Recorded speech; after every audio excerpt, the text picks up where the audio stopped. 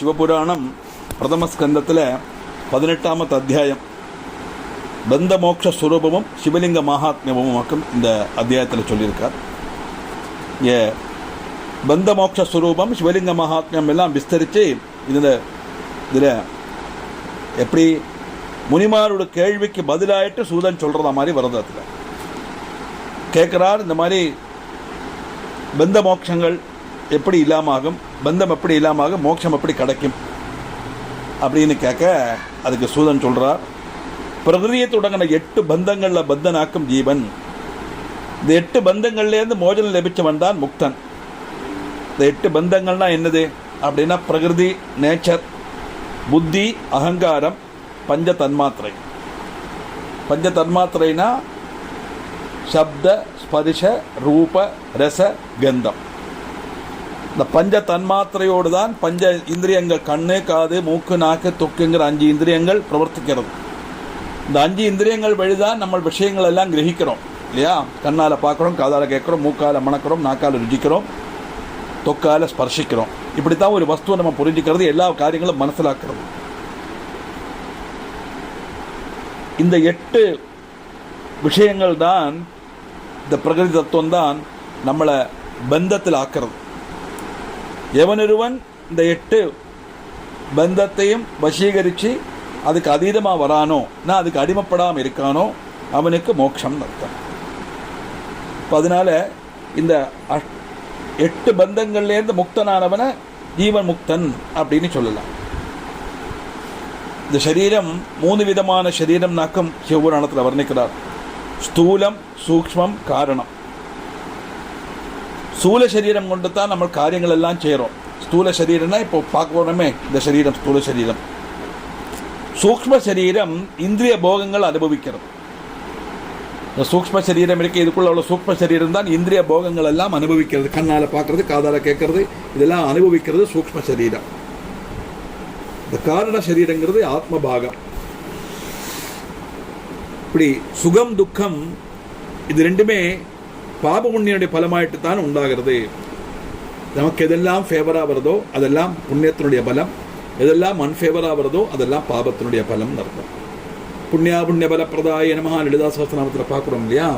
ரெண்டுக்குமே பலன் நமக்கு கிடைக்கிறதுன்னு தாற்பயம். கொடுக்கறதுன்னு அவர் சொல்லியிருந்தாலும் அர்த்தம் நமக்கு கிடைக்கிறதுன்னு அர்த்தம். அது யாரும் பொறுப்பு கிடையாது. நமக்கு எதெல்லாம் நல்லது வருதோ அது நாம பண்ணின புண்ணியத்தினுடைய பலம், எதெல்லாம் மோசமாக இருக்கோ அது நம்ம பண்ண பாபத்தினுடைய பலம். அப்படித்தானே சொல்லுவோம், என்ன பாவம் பண்ணினானோ அப்படி கஷ்டப்படுறேன்னு சொல்கிறோம் இல்லையா? அப்போ கஷ்டப்படுறது பாவத்தினால்தான்ங்கிறது நமக்கு தெரியறது. அதனால நமக்கு வரப்பட்ட கஷ்டங்களாகட்டும், நஷ்டங்களாகட்டும், நோய் நொடிகளாகட்டும், இதுக்கொன்னும் வேறொரு వ్యక్తిயோ, வேறொரு ஆளோ, வேறொரு வஸ்துவோ காரணம் அல்ல. நாம் என்ன செய்திருக்கோமோ அதனுடைய பலம். What we sow we reap, அவ்வளவுதான். இப்படி பாப புண்ணியங்களுடைய பலமாகத்தான் இது சுகதுக்கம் எல்லாம் உண்டாகிறது. அது தொந்தங்கள் சொல்லுவான். அது சேர்ந்தது ஒரு நாணயத்தினுடைய 2 வசம் மாதிரி. சுகம் உண்டானா துக்கம் உண்டு, லாபம் உண்டானா நஷ்டம் உண்டு, ஒரு ஏற்றம் உண்டானா ஒரு இறக்கம் உண்டு அர்த்தம். ராத்திரி உண்டானா பகல் உண்டு, எல்லாம் உயர்வு உண்டானா தாழ்வும் உண்டு. ரெண்டும் சேர்ந்துதான் இருக்கும். என்னத்தினால அப்படின்னா கர்மபந்தமாகப்பட்ட கயறு கொண்டு கட்டிப்படப்பட்டவளாக்கு இந்த ஜீவன் கர்மபந்தத்தினால, நம்ம பண்ணின கர்மத்தினுடைய காரணத்தினால, கர்மபந்தத்தினால நம்ம அந்த கயிறுனால கட்டப்பட்டிருக்கோம்னா அதுலேருந்து விடுபட்டு வரணுமானா அந்த கர்மபலம் அனுபவிச்சுத்தான் வர முடியுமே ஒழிய அல்லாம எந்த ஒரு ஷார்ட்கட் மெத்தடும் கிடையாது. அதனால நம்ம சத்கர்மம் பண்ணா அதனுடைய பலமும் அனுபவிக்கணும், துஷ்கர்மம் பண்ணா அதனுடைய பலமும் நம்ம அனுபவிக்கணும்.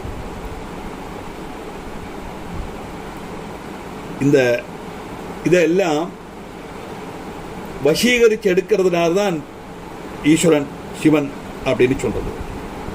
சர்வஜதை, திருப்தி, அனாதிபோதம், சுதந்திரதை, லோபமில்லாத ஸ்திரமான சக்தி, அனந்த சக்தி, இதெல்லாம் மகேஸ்வரனுடைய ஐஸ்வர்யமாகும். அதனால சிவப்பிரசாதத்தில் வசியாகணும்.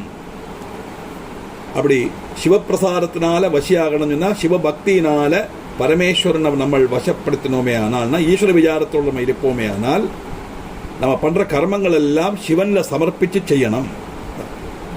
அப்படி சிவப்பிரசாதம் நேடி சிவைஸ்வரன் லபிச்சா நிச்சயம் சாயுஜ்யம் லபிக்கும்.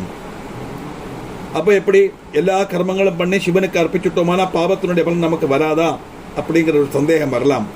பாபத்தினுடைய பலம் அனுபவிச்சுத்தான் ஆகணும். ஆனால் எல்லாத்தையும் ஈஸ்வரார்ப்பணம்னு பள்ளி நம்ம செய்கிற சமயத்தில் அந்த பாவத்தினுடைய பலத்தை அனுபவிக்கிறதுக்குள்ள ஒரு சக்தி நமக்கு கிடைக்கும் தாற்பயம். அப்படி சிவசாயுஜ்யம் அடையணமான பிரம்மன்தான் சத்தியங்கிற உணர்வோட அந்த பலேச்சை இல்லாமல் நிஷ்காமிய கர்மமாக பண்ணுற கர்மங்கள் எல்லாம் சிவனுக்கே அர்ப்பணம் அப்படின்னு நம்ம பண்ணினோமானால் அந்த கிரமேண நாள்பட நமக்கு லிங்க பூஜாதிகள் செய்து முக்தி சம்பாதிக்கலாம். லிங்க பூஜைனா சிவலிங்கமானத்தினால பூஜை, ஈஸ்வர ஆராதனைங்கிற அர்த்தத்தில் அதை எடுத்துக்கணும். உடனே அவ கேட்கிறா, லிங்க பூஜையினுடைய விதிகள் என்ன அப்படின்னு. லிங்க பூஜை விதி எப்படி இருக்கணும்னு முனிகள் சுதன்கிட்ட கேட்ட உடனே சுதன் அதை விசதீகரித்து சொல்றார். சூக்மலிங்கம் இதுதான் பிரணவம்.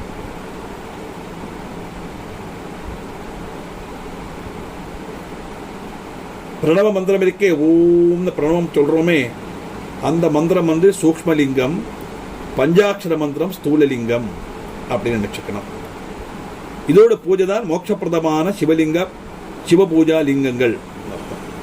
சிவலிங்கத்தை பூஜை பண்றது அல்லாம நமசிவாயா மந்திரம் ஜபிக்கிறது ஸ்தூலலிங்கத்தை பூஜை பண்ற மாதிரி, பிரணவ மந்திரம் ஓம்னு சொல்லப்பட்டது சூக்மலிங்கத்தை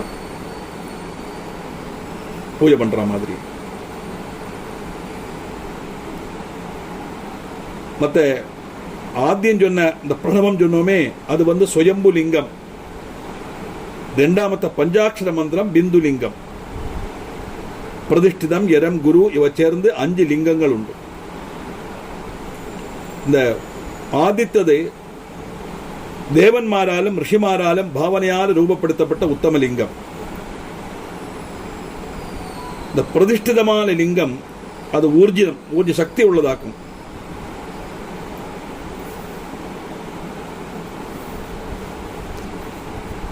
பௌருஷமும் பிராகிருதவுமான லிங்கங்கள்.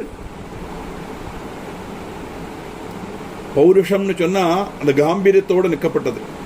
பர்வதம் பௌருஷம், அந்த பூதலம் பிராகிருதம். விருட்சம் பௌருஷமானா வள்ளிகள் பிராகிருதம். ஏன்னா விருட்சம்தான் பௌருஷம், அதுதான் மெயின். வள்ளிகள் அதை சுற்றியில ஏறுறது அதே மாதிரி. இதுபோல தானியாதிகள்ல விபாகம் உண்டு.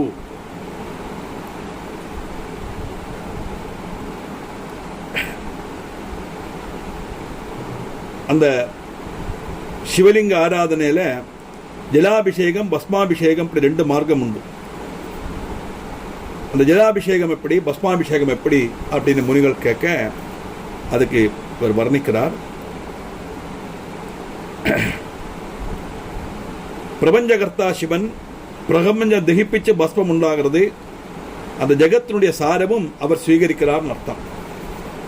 அப்போ இந்த பஸ்மம் எதை காட்டுறதுன்னா, மகாபிரளய காலத்தில் கலியுக அவசானத்தில் அந்த சராச்சரங்களையும் சவிட்டி பதிச்சு பஸ்மமாக்கி தனக்குள்ள பூசின்னு இருக்காருனாக்கும் நம்ம புராண இதிகாசங்கள்லாம் நமக்கு சொல்லித் தருது. தாத்பரியம் என்னன்னா, அத்தனையும் சவிட்டி பறிச்சு பஸ்மமாக்கி பூசின்னு இருக்காருன்னு சொன்னா எல்லாம் கடைசியில் பஸ்மமாத்தான் மாறும்னு அர்த்தம், எந்த ஒரு காரியமானாலும். அப்போ இந்த பஸ்மம் என்னத்தை குறிக்கிறது அப்படின்னு கேட்டால், அதனுடைய தத்துவபரமாக பார்த்தா நானாத்துவத்தில் ஏகத்துவம், அதுதான் பஸ்மம்.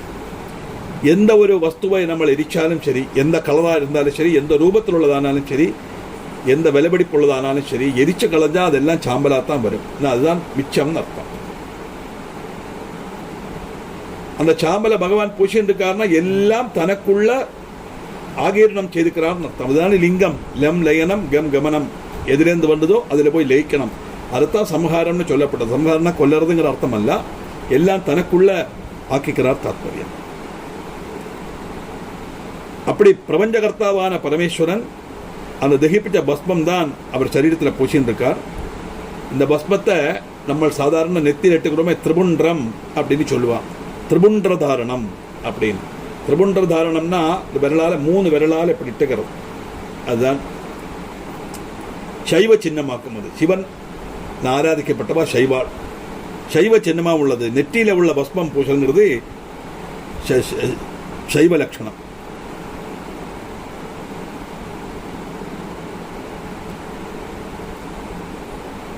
இந்த விஷயங்கள் எல்லாம் குருமுகமா நமக்கு தெரிஞ்சுக்கணும். குருன்னா ஆறு?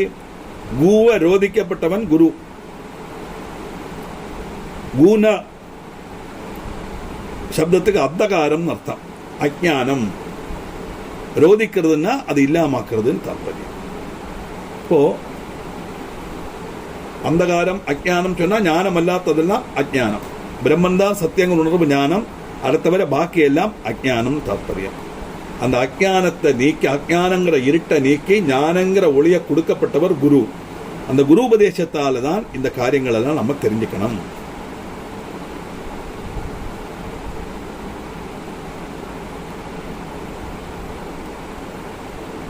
அப்படி நம்ம நேடின தனம் எல்லாம் குருவுக்கு தட்சிணையா சமர்ப்பிக்கணும். ஒரு பாகம் குருவுக்கு தட்சிணையா சமர்ப்பிக்கணும். அதுக்கப்புறம் என்ன, அஜ்ஞான மோசனம் அப்படிங்கிற எண்ணத்தோட லட்சியம் நேடுறதுக்கு தடசமில்லாத கர்மம் செய்யணும். அப்போ அஜ்ஞான மோசனம் அப்படின்னா ஞான சித்தியர்த்தம் அர்த்தம். இந்த பிரம்மன் தான் சத்தியங்கிற உணர்வு வரணுங்கிற எண்ணத்தோட நம்ம ஒவ்வொரு கர்மமும் செய்யணும். அப்படி செய்தா அவனுக்கு நிச்சயம் அந்த சிவசாயுஜ்யம் கிடைக்குங்கிறது தான் என்னுடைய தாற்பயம். இதுக்கு மேலே இன்னும் நிறைய விஷயங்கள் வருது. அது என்னங்கிறது அடுத்த கிளாஸில் பார்க்கலாம்.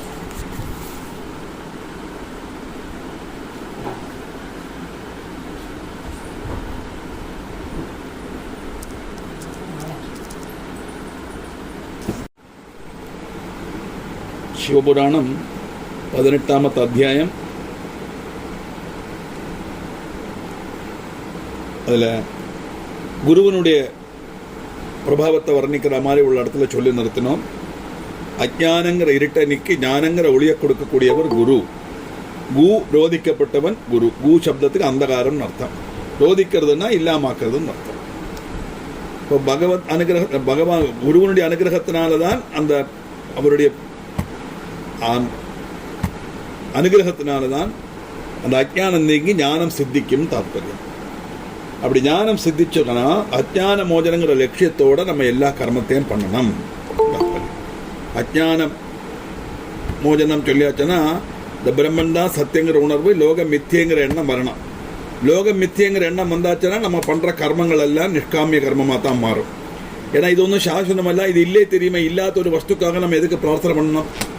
எதுக்கு நம்ம பின்ன அதை அதில் ஒரு பலேச்சையை கொண்டு வரணுங்கிற எண்ணம் வந்துடும் இல்லையா? அதனால தான் அந்த அஜ்ஞானங்கிற இருட்டு நீங்கி ஞானங்கிற ஒளியை கொடுக்கக்கூடிய இந்த குரு உபதேசம் அனுசரித்து நம்ம பண்ணினோமே ஆனால் நிச்சயம் அந்த கர்மம் நிஷ்காமிய கர்மமாக மாறும். அது வரை சொல்லி நிறுத்தணும். ஆதி தெய்வீகமான கிளேசங்கள் உண்டானா அதுக்கெல்லாம் சாந்தி கர்மம் பண்ணணும். மனுஷனுடைய துக்கத்தை 3ஆயிட்டு திறந்திருச்சிருக்கா. ஆத்தியாத்மிகம், ஆதி பௌதிகம், ஆதி தெய்வீகம் அப்படின்னு. ஆத்தியாத்மிகம்னு சொன்னால் நமக்குள்ளே இருக்கப்பட்டது, எங்கே போனாலும் நம்ம கூட வரும் இல்லையா? சரீர விதமான அஸ்வஸ்ததை, முட்டு வலி, இடுப்பு வலி, இதெல்லாம் நம்மளை எங்கே போனாலும் கோவிலுக்கு போகிறேன்னு சொல்லிட்டு முட்டு வலியை மாற்றி வச்சுட்டு போக முடியாதே. நம்ம கூட வரத்தாஞ்சி அதை பொருட்படுத்தாமல் கோவிலுக்கு போவோம். அதுதான் நம்முடைய பகவானுடைய அனுகிரகத்தினால அந்த ஒரு கழிவு நமக்கு வருது, அந்த ஒரு இன்ட்ரெஸ்ட் வருது இல்லையா? ஆனால் அந்த வலி இருக்கத்தான் செய்யும். அதே மாதிரி மனசுக்கு வரப்பட்ட கஷ்டங்கள், சில கஷ்டங்கள் எல்லாம் மாற்றி வைக்க முடியாது, மறக்க முடியாது. எங்கே போனாலும் நம்ம கூட இருக்கத்தான், என்ன செய்யாலும் அது நம்ம மனசை உறுத்திகிட்டே தான் இருக்கும். சில சமயத்தில் பஸ்ட் அவுட் ஆகிடும், ஆனால் அது நம்ம கூட வரும். எங்கே போனால் நம்ம கூட வரும். அது ஆத்தியாத்மிகம். ஆதி பௌதிகம்னா getting the disturbances from outside particles. புறமே உள்ள வஸ்துக்கள்லேருந்து நம்ம கிடைக்கக்கூடிய கஷ்டங்கள், துக்கங்கள், நஷ்டங்கள், இதெல்லாம் ஆதி பௌதிகம். ஆதி தெய்வீகம்னா நேச்சுரல் கலாமிட்டின்னு அர்த்தம். அப்படி நேச்சுரல் கலாமிட்டி இல்லைனால அப்படி கிளேசங்கள் வந்தாச்சுன்னா அதுக்கு நம்ம சாந்தியெல்லாம் பண்ணணும். இந்த பிரகதிக்ஷோபம் வந்தாச்சுன்னா அதுக்கு சாந்தியெல்லாம் பண்ணணும் அப்படின்னு போட்டிருக்காங்க. அது சிவபுராணம் அடிஸ்தானத்தில் எப்படி சாந்தி பண்ணணும் அப்படின்னா, தைல கும்பத்தில் திரவியங்கள் அர்ப்பித்து விஷ்ணுவை பிரதிஷ்டித்து தானிய நிர்மிதமான தாமரையிட ரூபத்தில் உள்ள மண்டலத்தை மத்தியத்தில் வச்சு ஆராதிக்கணும். தானிய நிர்மிதமான தாமரையிட ரூபத்தில் உள்ள மண்டலம் அப்படின்னு சொன்னால் அது நெல்லி, அதுக்கு மேலே அரிசி, அதுக்கு மேலே உளுந்து, இந்த 3 தானியங்கள் வைக்கணும். அதுதான் இப்போ கும்பத்துக்கெல்லாம் சாதாரண பாத்தியார் மாதிரி வைக்கிறாளே, அது தாத்பரியம் அதாக்கு. தாமரையோட ரூபத்தில் வைக்கணும்னா அந்த அளவுக்கு நம்ம குவான்டிட்டி போடணும் தாத்பரியம். நம்மளை அதை ரவுண்டாக பறந்துட்டு அது மேலே தான் வைக்கிறோம். அப்படி வச்சு அந்த கும்பத்தை அதில் பிரதிஷ்டித்து அந்த கும்பத்தோட 8 ദിക്കിലുമായി ദേവതകളെ സങ്കല്പിച്ച് പൂജിക്കണം. 8 ദിക്കിലെ ചൊല്ലിയാച്ചனா கிழக்கு, தெற்கு, மேற்கு, வடக்கு, ஈஸ்ட்டு, சவுத்து, வெஸ்ட்டு, நார்த்து. அப்புறம் south east, south west, north west, north east. இந்த 8 திக்குகள். அது அஷ்டதிக் பாலகர்கள் அதில் செய்யணும். கிழக்கு திக்குக்கு இந்திரன், தெற்கு கிழக்கு அங்கே வந்து அக்னி, தெற்கு திக்கில் யமன், தெற்கு படிஞ்சாறு திக்கில் நிருதி, படிஞ்சாறில் வாயு, வருணன், வடக்கு படிஞ்சாறில் வாயு, வடக்கு பாகத்தில் சோமன் குபேரன், அந்த வடக்கு கிழக்கு இருக்கே அந்த நார்த் ஈஸ்ட் மூலையில் ஈசானன். இப்படி 8 தேவதைகளை ஆவாகிச்சு பூஜை பண்ணி அந்த ஆதி பௌதிகமான கிளேசங்கள்லேருந்து நமக்கு கிடைக்கக்கூடிய நிவர்த்திக்காக உள்ள பிராயச்சித்தமாக பண்ணக்கூடிய அந்த கர்மம். இப்படி இந்த பூஜை ஒரு திவசமோ 9 திவசமோ காலானுசரணமாய் பூஜை பண்ணலாம் அப்படின்னு தாற்பயம். இப்போ நம்முடைய சௌகரியங்களும் காரியங்களும் கூடி அதில் சொல்லியிருக்காரு. அதில் ஒரு நாள்லேயும் பூஜை பண்ணலாம், 9 நாளைக்கும் அதை மாதிரியும் பூஜை பண்ணலாம். இப்படி அந்த பூஜை எப்படி செய்யணும் அப்படின்னா, பூஜை செய்ய தெரிஞ்ச ஆச்சாரியனை பாரியா சமேதனா வரிச்சு அவரை கொண்டு செய்ய வைக்கணும் அப்படின்னு. இதெல்லாம் புராணத்தில் உள்ளதை நான் சொல்கிறேன். ப்ராக்டிக்கலாக இது ஒன்றும் பாசிபிள் அல்ல. அதனால் நீங்கள் அதெல்லாம் அப்படிலாம் செய்ய முடியலைன்னா வருத்தப்பட வேண்டாம். நம்ம பகவான மனசால தொழுதாலே போதும், நமக்கு எல்லாமே சரியாயிடும். இது புராணத்தில் அந்த விதியை சொல்லும்போது அவள் அப்படித்தானே சொல்ல முடியும். அதனால் அவள் அப்படி சொல்கிறா, அவ்வளவுதான். கர்மம் தெரியப்பட்ட ஆச்சாரியனை பாரியா சமேதனா பூஜிச்சு கொண்டு வரணும். அது மட்டுமல்ல, எந்த ஒரு ஜபம் பண்ணினாலும் அதில் 10 அம்சம் ஹோமம் பண்ணணும். அப்போ என்ன, ஹோமம் செய்யறதுக்கு சகாயிகளும் பரிகர்மிகளும் எல்லாம் கொண்டு வரணும். அப்படி பரிகர்மிகளுக்கும் ஹோமம் செய்யறதுக்கு வந்த ஆளுகளுக்கும் அதுக்கு பின்ன சகாயமாக இருக்கப்பட்டவர்களுக்கும் யஜ்ஞ ஆச்சாரியனுக்கும் எல்லாம் என்னென்ன விதத்தில் உண்டோ அந்த விதத்தில் அவளுடைய இஷ்டப்படி வேண்ட விதமான தட்சிணை கொடுத்து அவளை சந்தோஷப்படுத்தணும். எந்த யஜ்ஞத்துக்குமே தட்சிணை ரொம்ப முக்கியமாக்கும். ஏன்னா அந்த பலன் நம்ம கிடைக்கணுமானா அந்த செய்து வச்சவன் சந்தோஷமாக போகணும். அதனால அவனுக்கு அவசியமுள்ள தனம் கொடுத்து அவன் கேட்குறத கொடுத்து அவனை சந்தோஷப்படுத்தினா மட்டும்தான் அந்த கர்மா சபலமாகும். கர்மா சபலமானத்தான் நமக்கு பலன் கிடைக்கும் தாற்பயம். அங்கே போய் தர்க்கிச்செண்டுலாம் இருக்கக்கூடாது. இப்போ நிறைய இடத்துல அந்த மாதிரியாக்க நடக்கிறது.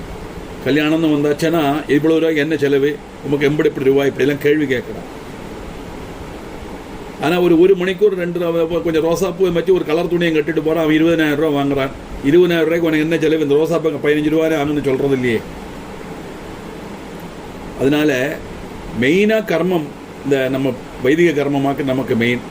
எந்த ஒரு விசேஷம் வரட்டும், ஒரு குழந்தை பிறந்ததுலேருந்து அந்த குழந்தை வளர்ந்து பெருசாகி பிராணம் போகிற வரைக்கும், பிராணம் போன அப்புறமும் நமக்கு அவசியம் வைதிக கர்மாவாக்கும் இல்லையா. பாக்கியில் நம்ம அடிஷ்னலாக சேர்த்துக்கிறோம். பாக்கி எது இல்லாட்டாலும் நம்ம காரியம் நடத்தலாம். டெக்கரேஷன் இல்லாட்டாலும் கல்யாணம் நடக்கும், நாரசுரம் இல்லாட்டாலும் கல்யாணம் நடக்கும். ஆனால் வைதிக ஹோம கர்மங்கள் மந்திரங்கள் இல்லாமல் நம்ம கல்யாணம் நடத்த முடியுமா? அதனால பிரத்யேகம் சொல்றார், அவருக்கு யதோஜிதம் தட்சிணம் நல்கணும். அது எப்படி? திரவியம் உள்ளவன் அவனுக்கு சம்பத்துக்கு அனுசரித்து பூஜைகளும் செய்யணும், தட்சிணையும் கொடுக்கணும். பாருங்க, இவ்வளவு ரூபா கொடுக்கணும்னு எந்த கண்டிஷன் சொல்லிட்டு இருக்கு. அவனுடைய சக்திக்கு அனுசரிச்சு நல்ல சாம்பத்திக சேஷி உள்ளவன் அப்படின்னா அவன் நிறைய கொடுக்கலாம். ஆனால் அதே சமயம் ரொம்ப கஷ்டப்படப்பட்டவன், தரித்திரன், அவனுக்கு என்ன பண்ண முடியும்? அவனுக்கு என்ன கொடுக்க முடியுமோ அதை கொடுத்தா போதும். இப்படி கொஞ்சமாக கொடுக்குறான், நிறைய கொடுக்குறாங்க. கொஞ்சமாக கொடுக்குறவனுக்கு என்னத்தையோ காட்டி கூட்டி நிறைய கொடுக்கணும், நன்னா பண்ணுறதுங்கிற அந்த சுபாவம் அந்த ஆச்சாரியனுக்கு இருக்கப்படாதுன்னு தாற்பயம். ஏன்னா அவன் தனத்தை மோகிச்சு செய்யப்படாது, அது அவனுடைய கர்மமாக்கும். 6 விதமான ஜோலிகள் உண்டு ஒரு பிராமணனுக்கு செய்யறதுக்கு. அதுதான் கர்மம் செய்யணும், கர்மம் செய்யிக்கணும், படிக்கணும், படிப்பிக்கணும், தானம் கொடுக்கணும், தானம் வாங்கணும். இந்த 6 செய்யறதுக்குள்ள கழிவு பிராமணனுக்கு மட்டும்தான் உண்டு. அது அவனுடைய தர்மம். அதனால பணம் இல்லைங்கிறதுனால அந்த கர்மா பண்ணி வைக்க மாட்டேன் அப்படின்னு சொல்லுறது அந்த வித்யக்கு அபமானமாக்கும், எதிராയിട്ട് நடக்கப்பட்ட காரியமாக்கும், அது மகா பாபமும் ஆக்கும். அதே சமயம் வச்சுண்டு தரமாட்டேன்னு சொல்லி கொடுக்கறதுக்கு மடிக்கப்பட்டவன் இருக்கானே அவங்ககிட்ட கரார பேசலாம், தப்பில்லை. இது அதிலே சொல்றது, தரித்திரம் திரவியம் உள்ளவன் சம்பத்துக்கு அனுசரமாய் பூஜைகள் செய்யணும், தரித்திரம் தனக்கு கழிஞ்ச ரீதியில அவன் செய்யணும். இப்ப நல்ல தனிகன் பணக்காரனாக்குமான என்ன, அதில் ஹிரண்ய தானம் பண்ணணும் அப்படின்னு வருது. அந்த சொர்ணதானம் பண்றதுனால அவனுக்கு எல்லா விதமான பாவங்கள்ல இருந்து நிவர்த்தி கிடைக்கும். அப்படி சொர்ணம் வெள்ளி இந்த மாதிரி உள்ளதெல்லாம் தானம் பண்ணணும் அப்படின்னு சொல்லியிருக்கு. இப்போ அதெல்லாம் எல்லாராலும் சொர்ணம் பண்ண முடியுமா? இப்போ சொர்ணம் கிட்டக்கே போக முடியாது. அப்படி இல்லை, இருக்கு 1.5 லட்சம் ரூபா ஒரு பவன் சாதனம் வாங்கணுமான எப்படி தானம் பண்ண முடியும்? ஒரு மாதிரிப்பட்ட 70% ஆளுகளாலே முடியாது. அப்படி வரும்போது என்ன பண்றது அப்படின்னா, பிற்காலத்தில் இந்த மாதிரி எல்லாம் கஷ்டங்கள் ஜனங்கள் அனுபவிப்பாங்கிறத தெரிஞ்ச நம்ம ரிஷிகள் புராணத்திலே நமக்கு அதுக்கு வழி சொல்லி தந்திருக்கா. சொர்ணம் கொடுக்க முடியும்னா சொர்ணம் கொடுக்கறதுக்கு பதில் ஒரு தீபம் வாங்கி தானம் பண்ணுங்க, ஒரு விளக்கு தீபம் பண்ணுங்க. ஏன்னா சொர்ணம்ங்கிறதும் ஐஸ்வர்யத்தினுடைய பிரதீகம், தீபமும் ஐஸ்வர்யத்தினுடைய பிரதீகம் தான். ஆனா சொர்ணம் கொடுக்கறதுக்கு கழிவுள்ளவன் தீபத்தை கொடுத்துட்டு பேசாம இருக்கப்படாது, அவன் சொர்ணம் தான் கொடுக்கணும். சொர்ணம் கொடுக்க முடியாதவன் தீபம் தானம் பண்ணலாம். தாம்பூலாட சமர்ப்பணம், சிவப்பிரதட்சணம், நமஸ்காரம் இதெல்லாம் செய்யறது ஆபத்துக்கும் பாப பரிகாரத்துக்கும் உள்ள வஸ்துதியாகும். தாற்பயம் இதெல்லாம் பரிகார மார்க்கங்களாக்கும். நிறைய பிரதட்சணம் பண்ணலாம், 108 முதங்கி லட்சம் கோடி வரைக்கும் பிரதட்சணம் பண்ணலாம். அப்படி எவ்வளவு தூரம் முடியுமோ அவ்வளவு தூரம் நமக்கு எந்த அளவுக்கு புத்திமுட்டு இருக்கோ அப்படின்னு நமக்கு சொல்றாளோ அந்த அளவுக்கு பிரதட்சிண சங்கியை வர்த்திப்பிக்கணும் அப்படின்னு தாற்பயம். சாதாரண இந்த மாதிரி பல பிரயாசங்கள்லாம் வந்தது, ரொம்ப நோய் நொடிகள் வருது, எதுவுமே ஆற்றுல மங்கள காரியம் நடக்க மாட்டேங்கிறது, எல்லாம் தடசம் வருது. அப்படிங்கும்போது நியாயமா இவா ஏதாவது பெரிய ஜோல்சியங்கிட்ட போய் பிரச்சனை வச்சு பார்ப்பா. இந்த பிரச்சனத்தில் கண்டுபிடிக்கிறதோ சொல்றதோ எல்லாம் தப்பு சொல்ல முடியாது. ஆனால் அந்த பிரச்சனை வைக்கிற ஜோல்சியன் ஜோல்சியத்துக்கு மதிப்பு கொடுத்து பிரச்சனை வைக்கிறவனா இருக்கணும், வருமானத்துக்கு மதிப்பு கொடுத்து செய்வனா இருக்கக்கூடாது. அந்த வகையில சரியான ஒரு ஆள்கிட்ட நம்ம பிரச்சனை வச்சோமே ஆனால் அவன் அதில் சொல்லுவான், 108 சமுத்திர ஸ்நானம் பண்ணணும் அப்படின்னு சொல்லி வரும். அது இவ்வளவு சமுத்திர ஸ்நானம் பண்ணினாத்தான் அந்த பிராயச்சித்த கர்மா பூர்த்தியாகும். அப்போ 108 ஸ்நானம் சமுத்திரத்தில் நமக்கு ஒரு ஸ்நானம் கூட சமுத்திரத்தில் பண்ண முடியாது, கஷ்டம் இல்லையா? அப்போ சமுத்திர ஸ்நானம் பண்றதுக்கு தகுந்த பிராமணா இருக்கா, அவளுக்கு எப்படி சொல்லுவோம், ஒரு 15 ஸ்நானம் நீங்க கிரகஸ்த நீங்க பண்ணீங்கோ, பாக்கி எல்லாம் அவ பண்ணுவா சொல்லி ஒரு 4 பேருக்கு ஆளுக்கு இத்திரத்துல ஸ்நானம் சொல்லி பண்ணிட்டு அவளுக்கு அதுக்குள்ள தட்சணையை கொடுக்கலாம். அந்த தட்சணையை கொடுத்தாத்தான் அவன் ஸ்நானம் பண்ணினதுனால அந்த ஸ்நானம் பண்ணின பலன் நமக்கு வரும். அதுதான் தாத்பரியம். எல்லாமே அப்படித்தானே, கடலை போய் பட்டுப்பட நன்னா இருக்கு கேட்டால் கொடுப்பேனா, பணம் கொடுத்தாத்தானே தருவன் இல்லையா? அதே மாதிரி தான் இங்கே. அதே சமயம் அந்த 15 ஸ்நானத்தை இவன் பண்ணணும். அப்ப எந்த அளவுக்கு அந்த பிராயச்சித்த கர்மாவனுடைய தாற்பயம் இருக்கோ, எந்த அளவுக்கு அந்த அதுல புத்திமுட்டு இருக்கோ, பாபம் இருக்கோ, அதுக்கு நல்லிஃபை பண்ற அளவுக்கு பிராயச்சித்தம் பண்ண மாதிரி அந்த சமுத்திர ஸ்நானத்தினுடைய பிரதட்சணத்தினுடைய நம்பர் எல்லாம் அதனுசரித்து சங்கே வர்த்திக்கும் தாற்பயம். இப்படி இதெல்லாம் செய்யறதுனால தேகத்திரய வசீகாரம் மோட்சலப்திக்கு காரணமாகும். அந்த சரீர மேலே இருக்கப்பட்ட அந்த அபிமானம், மித்தியான லோகம்தான் சத்தியங்கிற அந்த உணர்வு, இதெல்லாம் இந்த லோகம் மித்தியங்கிற உணர்வு, பிரம்மன்தான் சத்தியங்கிற உணர்வு, இது மூணும் வந்தாச்சானா என்ன ஆகும்?